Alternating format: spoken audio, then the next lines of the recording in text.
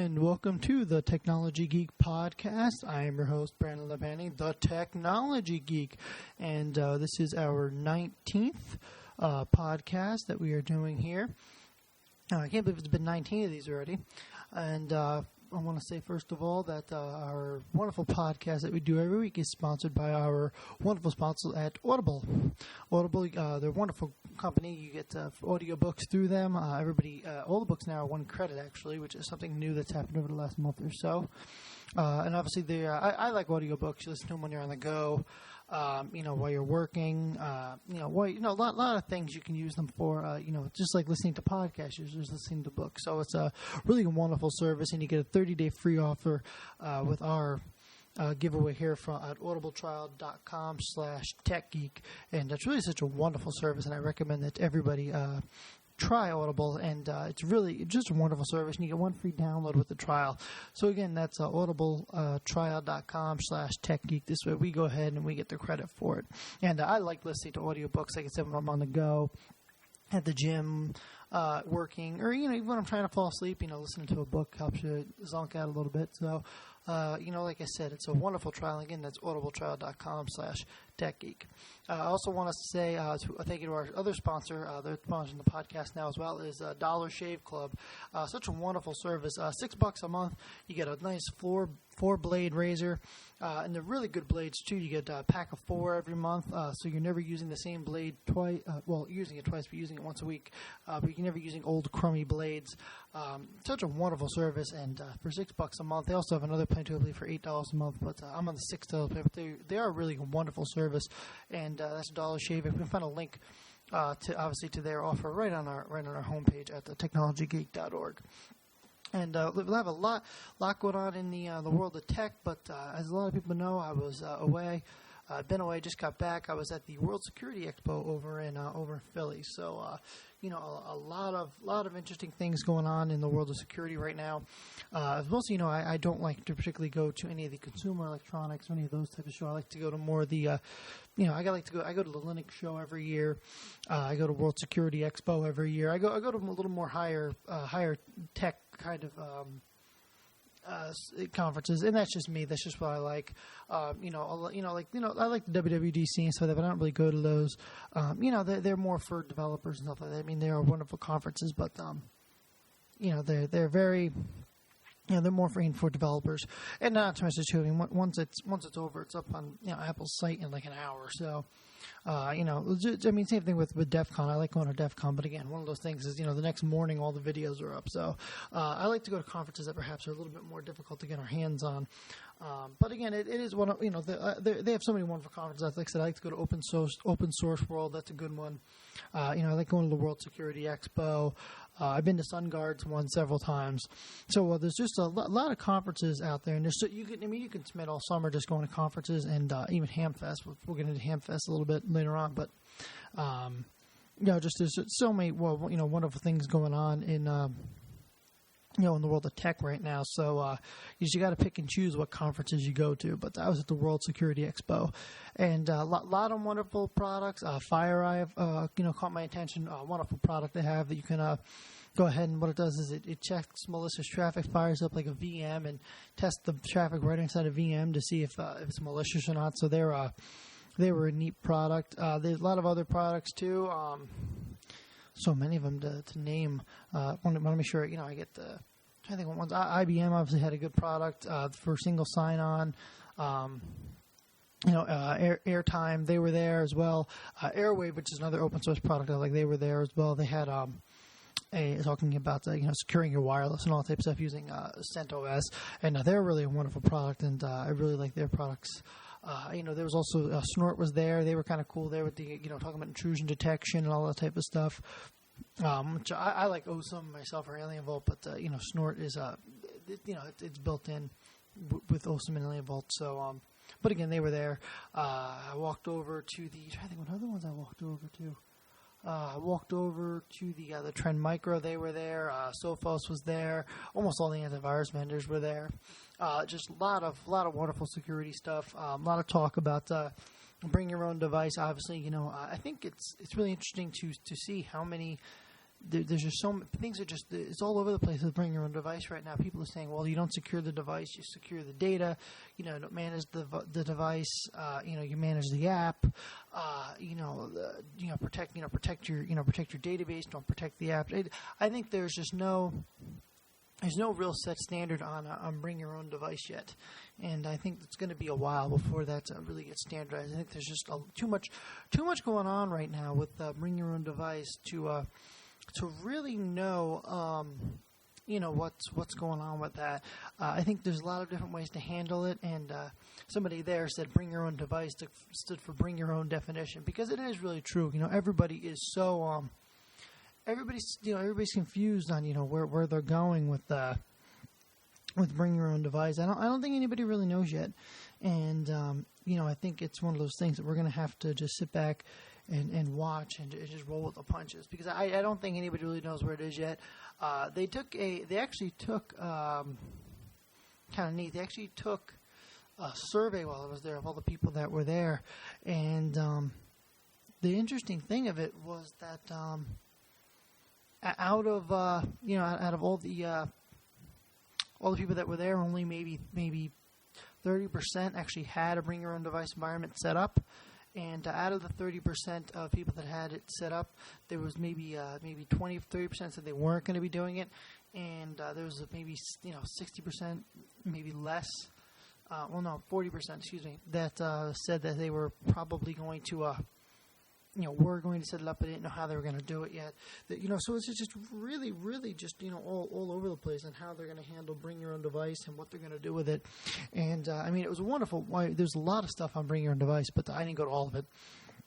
There's a lot of talk about security, a lot of talk about policy going into bring your own device, a lot of talk about privacy as well, and a lot of talk of somebody should download data onto their personal device. How do you go about confiscating it?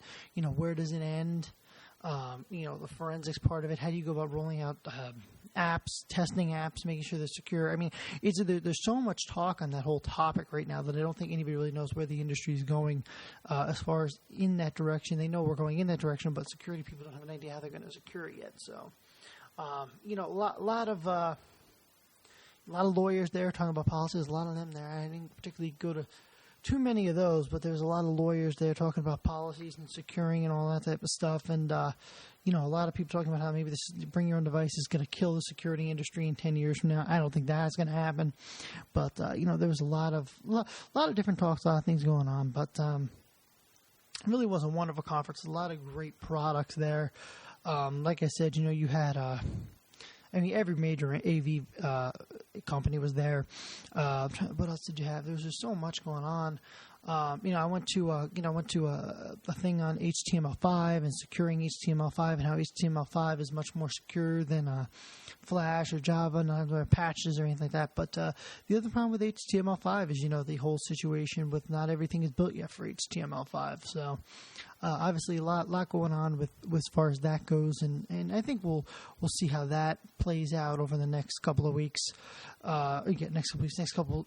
Well, I think that Google obviously saying they're going to handle YouTube a little differently. We'll see how that. That's the major app right now, the major website that's really supporting HTML5. But we'll see how that transpires as Google rolls out more of their products supporting HTML5, as well as Facebook and some of the others. So we'll see how it goes. But I think HTML5 is still got a ways to go yet, especially since the people say, well, we'll just roll out HTML5 and kill Flash and Java. Well, it's not that easy, So. Some other things going on at the World Security Expo. Obviously, talking about SQL injection. Obviously, there was a big thing on that.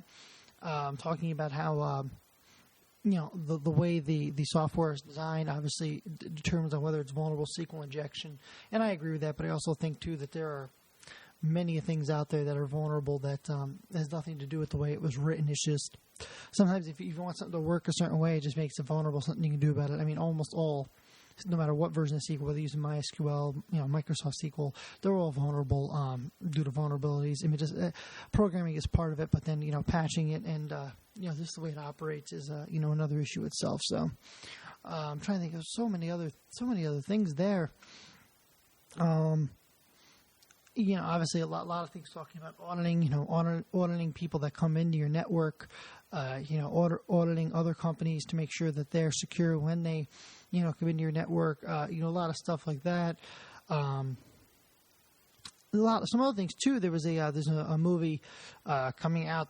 It's called Code 2600. It's an independent film. It's been really interesting, and the gentleman. It's more of a documentary, but the director that did it did a fabulous job on it. It's not a movie. I mean, to me, it was watching it. I knew everything that was already in the film already. It wasn't really any news to me. But some of the guys there at the security conference they didn't know the history of security and didn't know the history of how things were handled, and they were pretty impressed with it. Like I said, I mean, I knew most of it already, knowing my history and being in this industry, I knew enough about it, and so the movie really wasn't anything that I didn't know, but it was definitely a good movie, very well done, and it's definitely coming out, and Code. It's like I said, the movie's Code 2600. We'll throw it up in the show notes, and you can go check that out. It was definitely a good independent film. I believe it's going to DVD. I believe sometime in August. So definitely something worth checking out. Obviously, a lot of products there. Talking about single sign-on. You could have spent the whole conference just walking around exhibits talking about single sign-on. So a lot of that. Obviously, identity management solutions, a lot of that. A lot of companies. Fishnet Security was there talking about FOM, forefront identity management, and ILM, and a lot of products coming out, and a lot of products that are out in production. So a lot of stuff going on with that as far as identity management goes. Single sign-on, obviously a thing. Obviously remote access to your network via Juniper VPNs and through net. Obviously, one thing I didn't know that was going to happen is Juniper is abandoning the NetScreen product. So it'll be interesting to see where they go with that. That's a big product for them. It'll be interesting to see where they're going to take the product line for that. But like I said, a lot of things talking about, UAG, user access gateways in your network, Juniper VPNs, so much stuff as far as, just so much stuff there. I mean, you could walk around for hours just, going to all these different exhibits and all that type of stuff. It really was a wonderful, wonderful conference, and I'm really grateful that I went. But just there's so much stuff. You can be there, for days just looking at the exhibits. So, but I try to take as much of it as I can in. Obviously, a lot of people there providing.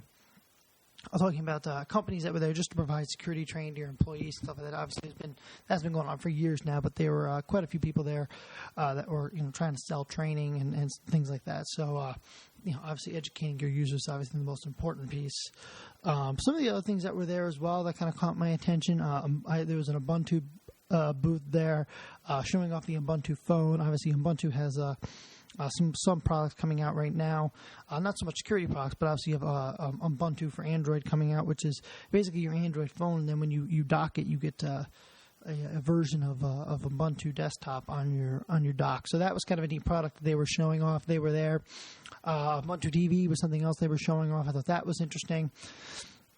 That's kind of a neat product too, as well as using it to watch television. Obviously, there's not many devices out right now that have native Ubuntu TV, but many people I know, including myself, have messed around with putting Ubuntu TV in a desktop with a TV tuner. And it's really such a wonderful product, and I really do like Ubuntu TV. I actually like it better than Google TV.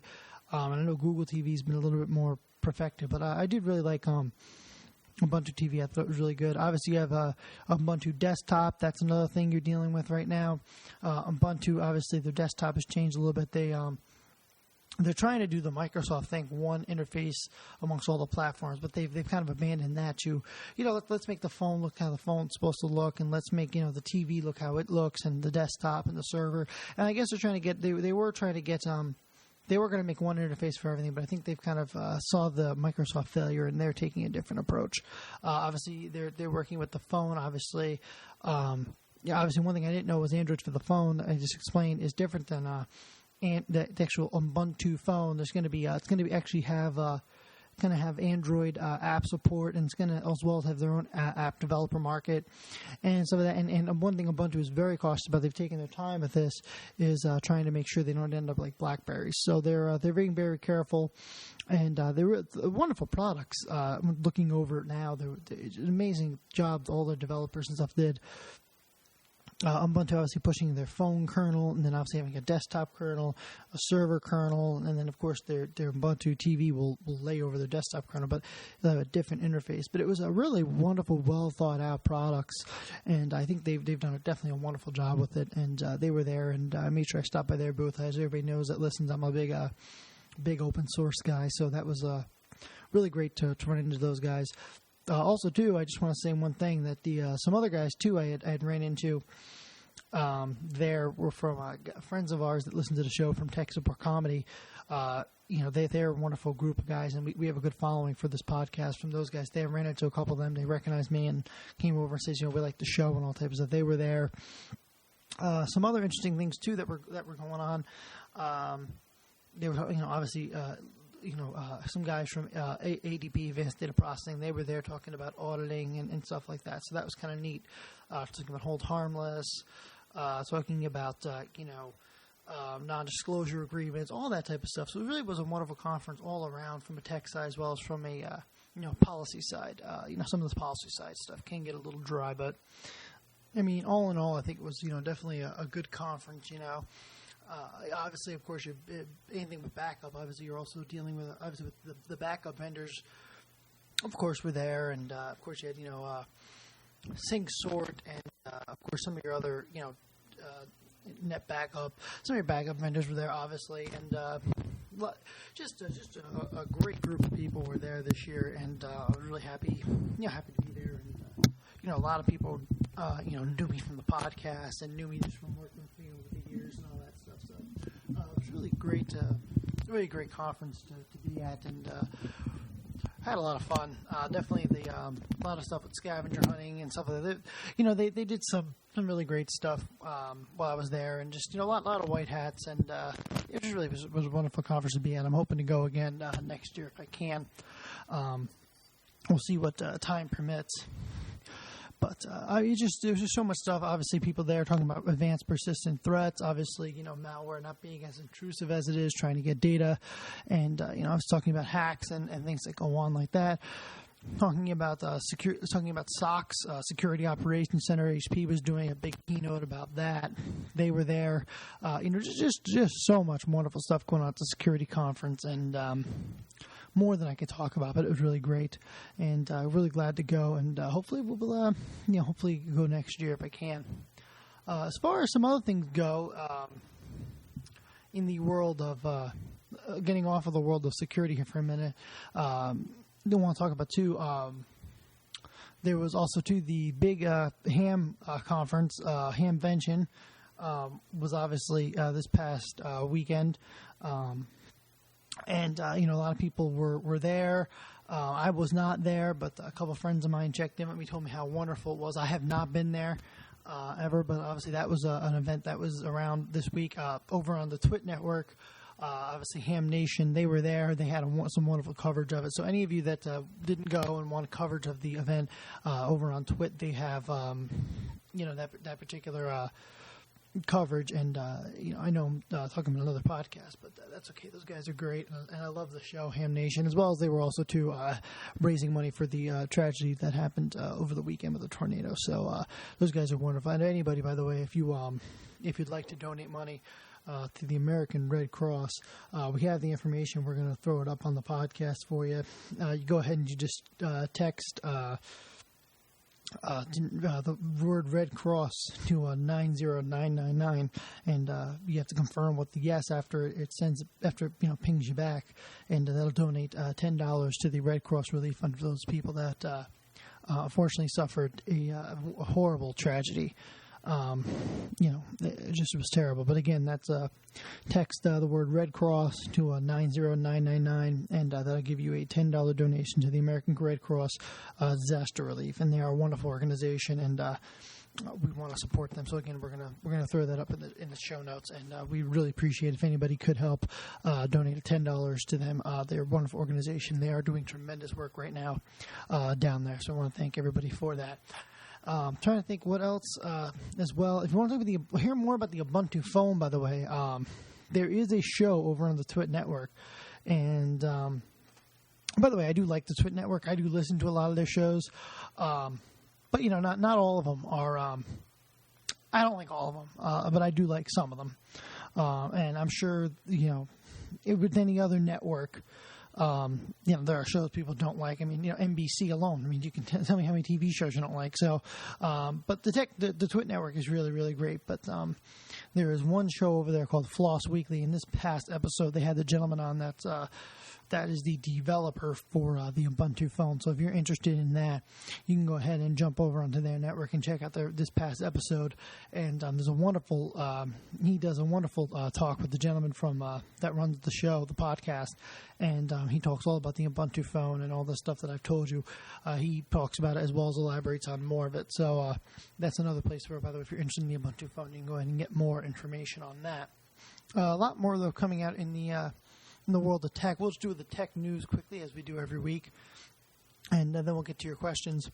Obviously, as far as the tech news goes, obviously Yahoo board approves $1.1 billion price tag for Tumblr. Another thing, Yahoo's acquisitioning. They bought Flickr a couple years ago. Didn't do much with it, and we'll get into a little bit more about Flickr here shortly, but. Obviously Yahoo, saying that it won't ruin Tumblr. But again, Yahoo, they didn't do much with it when they bought Flickr. I don't think it did much for them. Tumblr, they're buying, a social network kind of thing, blogging platform, whatever you want to call it. I don't know if this is going to really do anything for them. I think it's just going to be another product that, it's cool, it's fun. Now that Yahoo owns it, it'll probably just fall to the wayside. Yahoo obviously not known for their publicity of their products. Yahoo.com obviously still is really good with their news platform and all type of stuff. But, obviously they haven't done a lot with, a lot of their other products as of late. Another thing too is Yahoo obviously joined the growing list of people that are looking to buy Hulu. Obviously, as most of you know, Disney are looking to offload it. So they're out for bidding. Yahoo's looked at it, Microsoft's looked at it. A lot of other people have looked at it, so we'll see what happens with that. I don't know if much is going to transpire with that, but we'll see what happens. I would imagine that Hulu is going to get bought up. They've taken some significant strides with that company.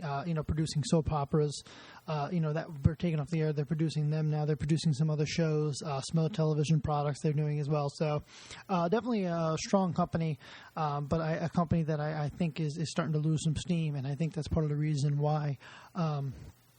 Disney's looking to offload it. Not to mention, too, Disney has this big deal going on with Netflix right now for their products. So I don't think they're having Hulu. I think one might be a conflict of interest, and two, they're just not making money on it, so they want to just offload it. So, but we'll see what happens, with that.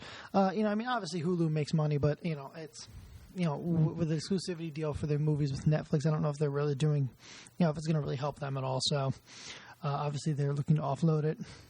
One of the things, obviously, too, Google actually had their keynote, this past week, talking about the Android devices and all that type of stuff, and Google dropping, obviously, XMPP support for their Google Chat. They're saying Google Chat, GChat is getting older, and they don't want to have to, they're trying to, kind of revive it. And I don't know if that's really something, and I talked to quite a few people about this. I don't know if it's a product that really needs reviving. Google Talk is, it's an older platform, obviously, but, with XMPP support being dropped, now, stuff like Pigeon or, any of those native third-party, chat devices won't work. Pigeon won't work now, obviously. Adium, any of those aren't going to work now. So, I really think it's really terrible when, Google doing stuff. I know Google's trying to become a more focused company, but, dropping iGoogle, Google Reader, and now this, a lot of people really getting upset with the direction that Google's gone with some of their products. And I don't know why. I mean, Google basically said, well, they want to drop Google Chat because it's like 10 years old, and they want to go ahead and move it over to Google Hangouts. And I play with it a little bit. I'm not really thrilled with it. And again, this is more of Google trying to push you to Google+. That's what this is. It's that social network that they're just refusing to give up on. That, I mean, it is Google Plus is very cool, but nobody's moved over to it. So, it's one of those products that I like it, but I don't have anybody to talk to on it. So that's it's one of those types of things. But again, I think Google, they're definitely I think they just definitely don't. I don't know. It's not. I don't know. I just don't know what they're trying to do, but it's definitely something that I think. I think it's something that I'm personally aggravated with it, and I know a lot of other people are. So, some other things, talking about product support, obviously, IBM dropping the Lotus 123 product, obviously, and some other products that they're dropping. I think that's kind of an interesting thing as well. Them dropping they're still keeping Lotus, obviously, and I don't think that's going to go anywhere anytime soon, but they're getting rid of some of the older support for some of the older products.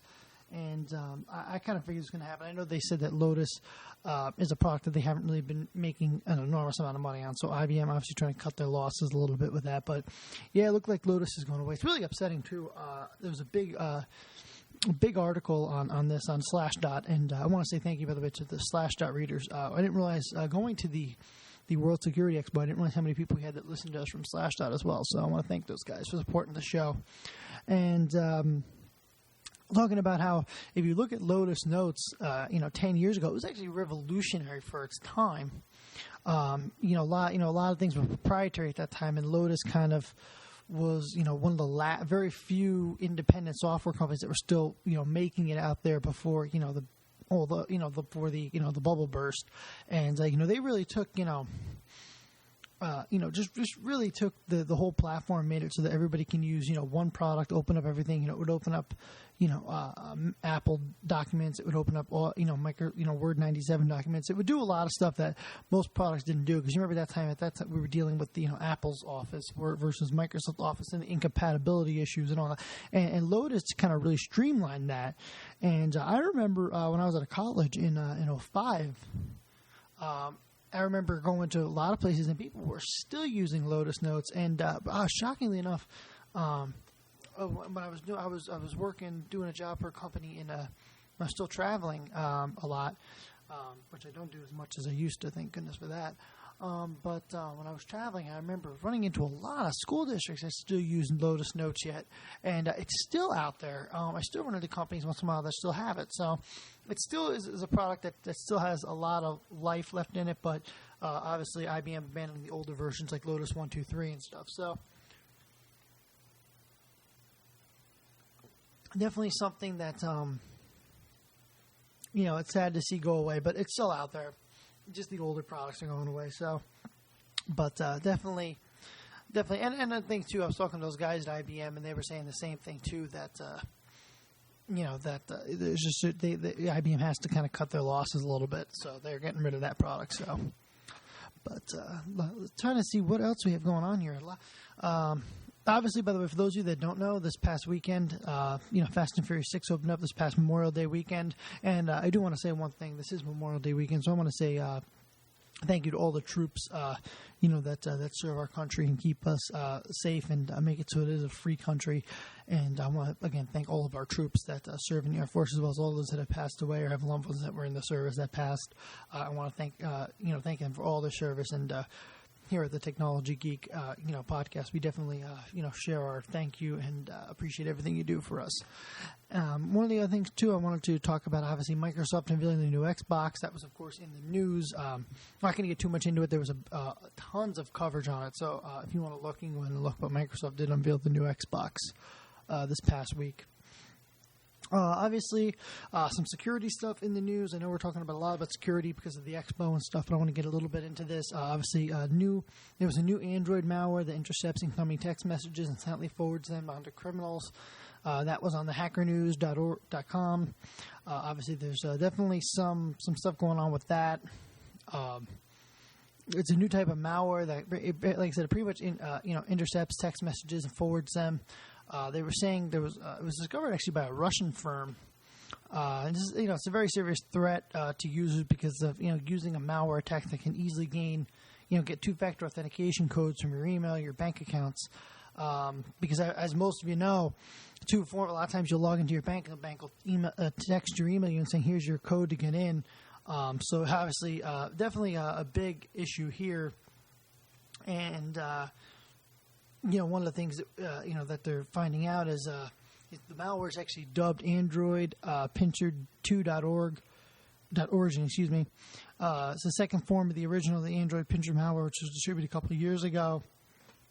The malware receives, the malware receives instructions from commands, the basic commands, SMS underscore, forwarding and SMS set number and all type of stuff. So basic, commands that are built in every Android device. So, obviously a very, very serious thing here in Android, and want to be careful for that. So anybody that is using an Android device, you might want to be careful for that particular piece of malware. And I think this one's as dangerous as I think we're going to go ahead and we're going to throw this one. Let's throw this one up on the site, okay?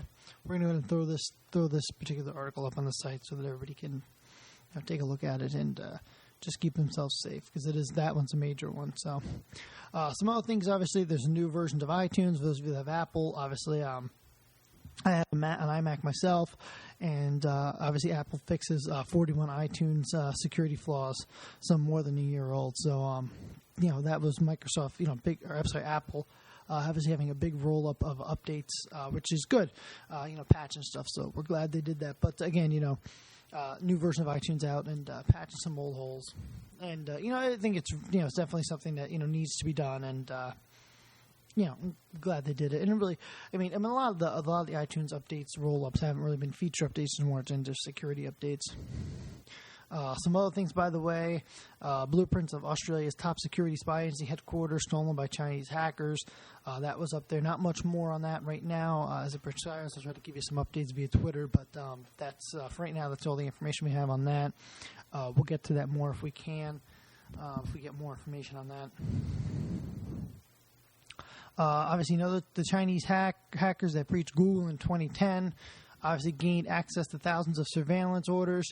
That's a big thing. In 2010, as you know, there was a big Operation Aurora, which was Chinese hackers infiltrating, Google systems, and they gained access to sensitive database of information about American surveillance targets.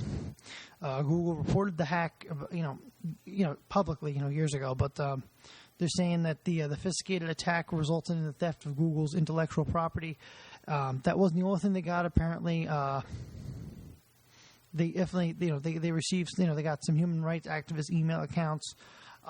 They stole some Google source code behind the search engine. They're saying they got pieces of emails, parts of the spider, how the spider works. And obviously some surveillance information. Obviously, this was a big, huge thing considering, the act against terrorism and all type of stuff. Google reported the breach to the FBI, and report resulted in a national security investigation. And according to sources, hackers were after the names of Chinese intelligence operatives who were targets of the American surveillance system.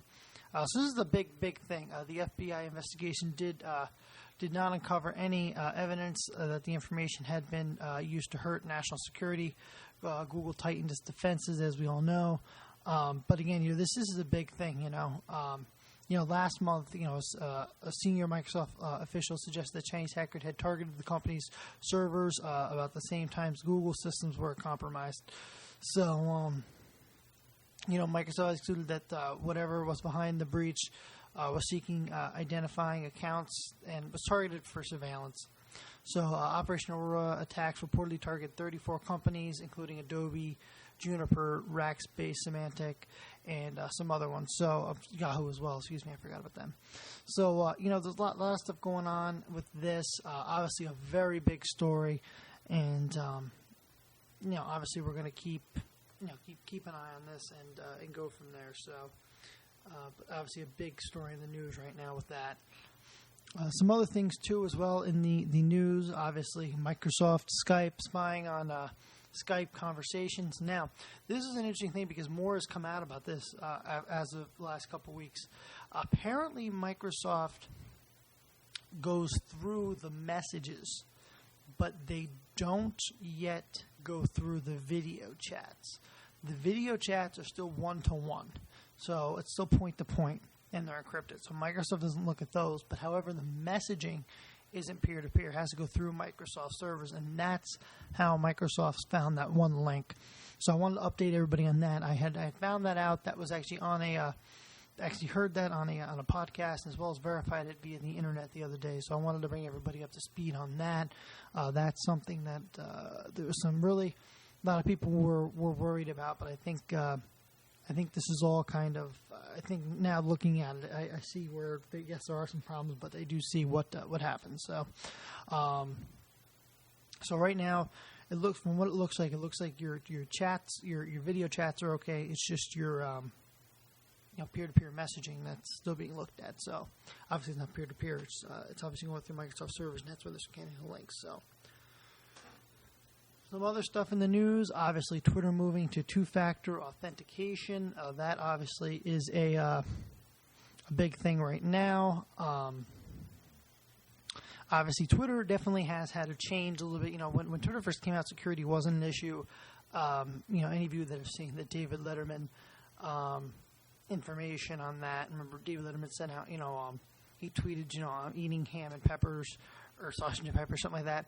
And, at that time, it wasn't really, when it first came out, security wasn't an issue because it was just used for a bunch of buddies to talk to each other. Now, on the other hand, there have been some major issues with it. Obviously, AP's was hacked, saying that a bomb went off at the White House. And, because of that, obviously there was major mass panic over it, and obviously it was just somebody getting their Twitter hacked, and obviously we talked about this last podcast about how that how that was actually done.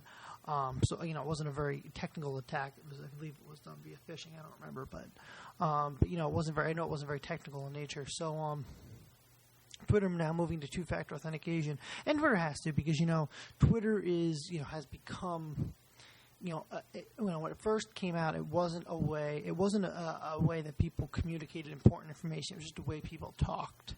Now, same thing as Facebook is doing. Now it's used as a way to send important information. So now people have to secure it better. So that's what they're doing with this two-factor authentication piece. Obviously, another story in the news, NYPD detective accused of hiring email hackers. That was in the news the other day. Obviously, I'm not going to get too much into it, but, Edwin Vargas, a detective in the New York City Police Department, was arrested Tuesday for computer hacking crimes, according to complaints, between March 2011 and October 2012. A detective, apparently he was assigned to a precinct in the Bronx, hired an email hacking service to obtain login credentials and passwords for users for certain email accounts. He believes there was these 43 of them that were compromised. Obviously, definitely, he paid about $4,000 to the company to hack the email addresses. Obviously, this is illegal, and he's been obviously going to be dealing with definitely some sentencing here soon. But that was in the news the other day. Obviously, some other stuff. Apple has an auction record. Actually sold $471,400. That was kind of neat. People still want the old Apple computers, and they are a piece of history. So hopefully somebody will preserve it, and it'll be part of our history as things go on here. Obviously, Google building a YouTube app for Windows Phone 8.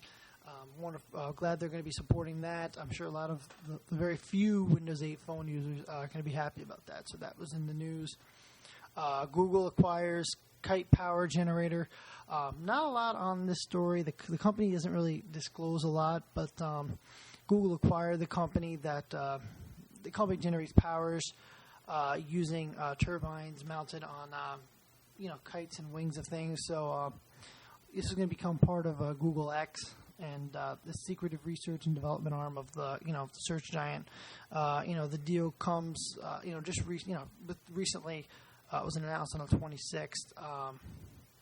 Google's obviously not releasing how much it paid for the company, but it has invested, they say, about $5 million in the company previously before the acquisition. So I'm sure Google will, is probably going to use this probably for their data centers. I don't know that for a fact, but that's if I was going to guess, I would guess that's what they were going to do with it. Some other stuff going on here, obviously in the news as it pertains FiOS. Obviously, this is kind of. By the way, I can't confirm or deny this, but apparently a FiOS user said that their data cap, their unlimited data cap, was limited at 77 terabytes a month. So that was kind of a neat story. Yeah, that's if you're downloading that, I'd be afraid to know what he's downloading. I'm sure there's. I don't want to know what he's downloading with that one. I mean, that's a lot of stuff. I mean, that's ridiculous almost. That's part of. I mean, nobody said what he was downloading, but apparently he says that he's, that's what he was downloading. So apparently, if you're using FiOS, your unlimited data plan is limited to 77 terabytes. If you're downloading that much stuff, I don't even know what he's downloading. More information, Google building a wireless. They reported to the Wall Street Journal that they said they may be building wireless networks in this emerging market. Not really sure what that means yet, but hopefully they'll release more information, and we'll get we'll talk about that when more information is available to us. Some other stuff as far as Google is concerned. Obviously, Google is set to upgrade their SSL certs. Google announced that their SSL certs will be upgraded to 20 by 48-bit keys by the end of 2013. The certificate upgrade is going to start August 1st. And,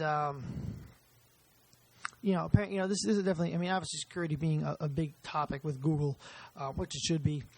They're going to also change the root certificate that signs all their SSL certs because it has 1024-bit key.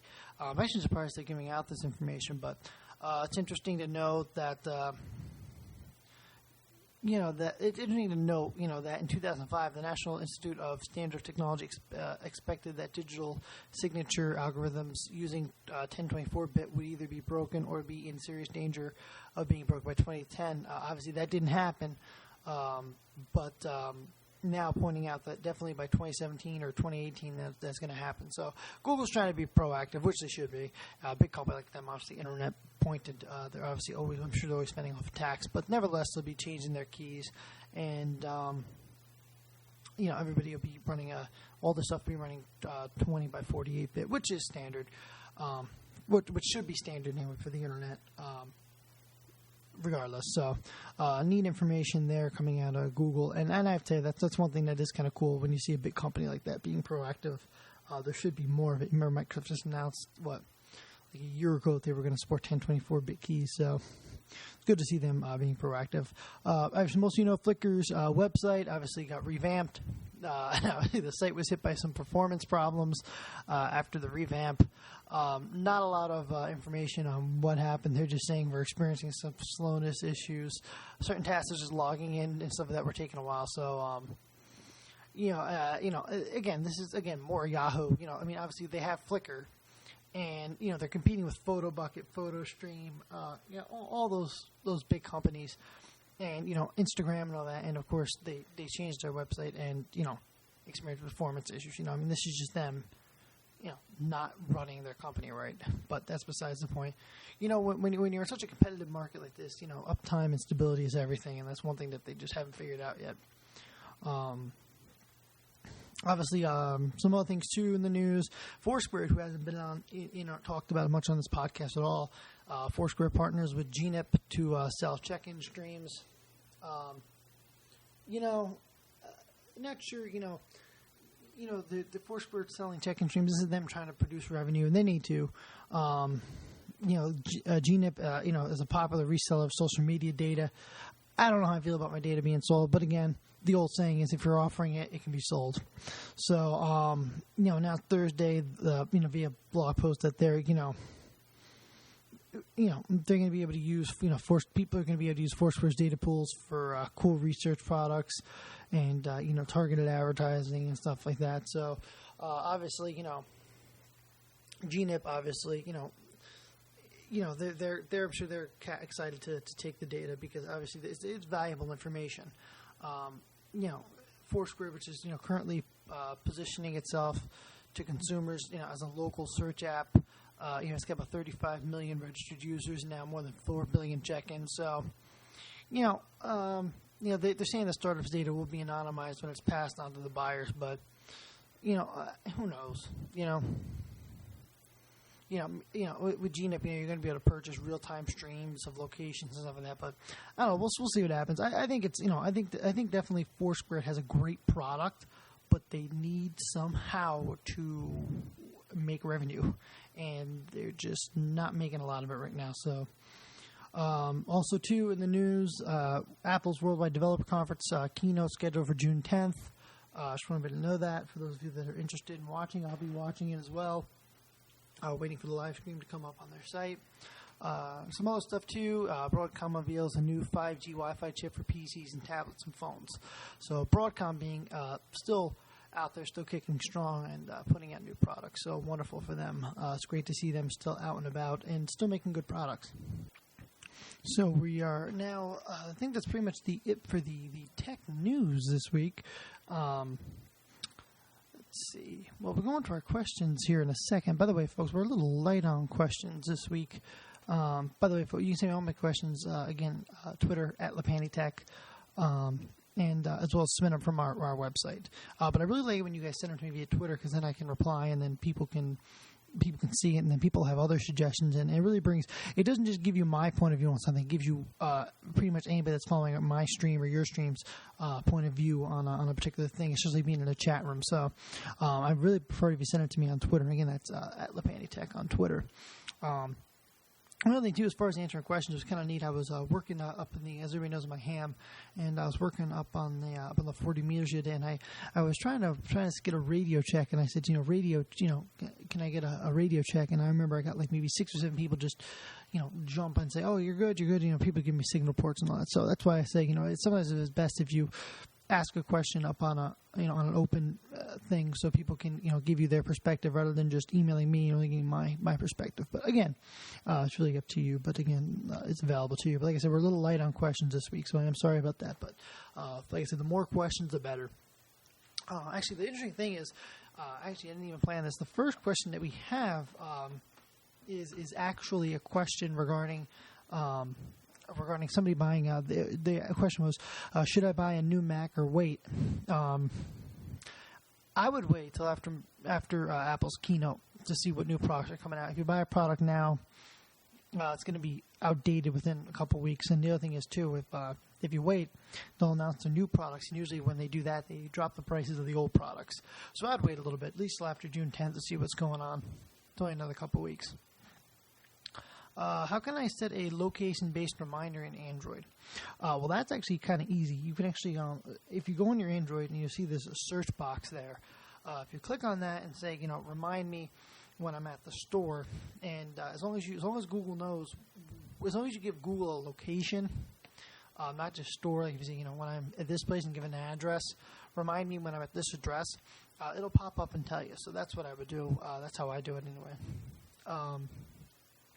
Couple other questions. Can I text with an iPod?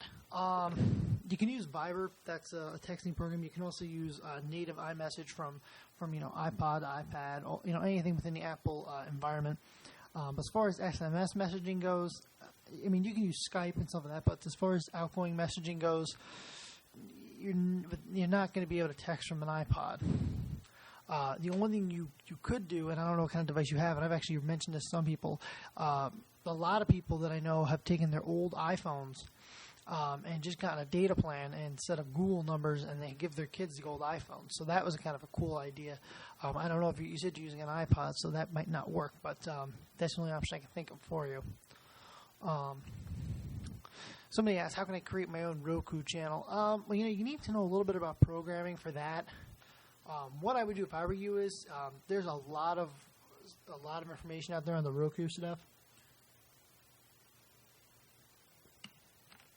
If I were you, what I would do is I go into like a Roku on the Roku forums and say what you're trying to do, and hopefully people can give you information. I know it's all JavaScript developed, so it shouldn't be relatively too hard. You should be able to really, if you're good at looking at other people's programs, look at somebody else's channel, see what they're doing, and go from there, and that should help you out. Well, this is an interesting question. What can I do to monetize a podcast? Well, the only way to really, there's very few people that can make a living on podcasts. Normal people have to do a bunch of different things to actually make money. I know our site, we have several different ways we produce revenue, obviously from, doing remote sessions, helping people with their computers, advertising, job boards, a lot of other things. As far as just the pod, very few people can make it just with advertising on podcasts. You normally have to monetize it using a website and some other things. I know, a lot of people say, I'll just charge for my podcast. Problem with that is there's so many free ones out there. Nobody's going to really buy your stuff. I hate to break that to people, but, to tell you the truth. Well, and I know a lot of people say, well, Howard Stern sells his old shows on iTunes. Well, he's Howard Stern. He can do that. He's got a known name. And I bet Leo Laporte and a lot of those tech guys, they don't charge. But I bet you if a guy like Leo charged for his podcast, I bet you people would buy it because he's a known name in the industry. But the only way I think to monetize it is with advertising either on your website or advertising during the podcast like we do. And some people make money doing podcasting. And the same thing with radio. FM radio is free. They make money on ads. Same situation. Satellite's a little bit different. Satellite has advertising, but you're also paying too. So, there's no way to really monetize it. A lot of Apple questions this week. How can I create videos with my Apple iMac? iVideo. I'm actually playing around with that myself just recently. So, iVideo. Go ahead and you can mess around with that stuff and hook your camera up, do whatever you want to do, and you can mess around with iVideo.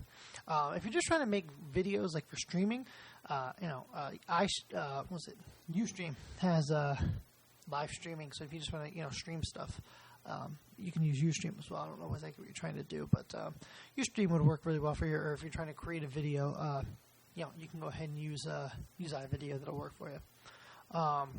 Last question. Is there a universal remote to control everything using an Android? Actually, there is. There's a bunch of them. If you go to the Play Store and just search, there's a bunch of them. Blue IR is a universal remote. It's free. I like it. It does, it does work. I liked it. There's maybe a handful of other ones out there that you can use. Go ahead but I like Blue IR. They work really well. Because I know myself, I have like 10 remotes, and it's kind of annoying. But that's what I would do. And I think that we're going to really wrap it up. I think that's about everything we had for this week. As far as tech news and talking about the Worldwide Developer Conference, talking about all the stuff going on with ham and all that type of stuff. Speaking of ham, by the way, I just want to remind everybody, June 21st and 22nd is obviously field day for us hams. And I want to thank everybody for listening, and thank you very much, and we will talk to you next week. Thank you very much, and enjoy the remainder of your week.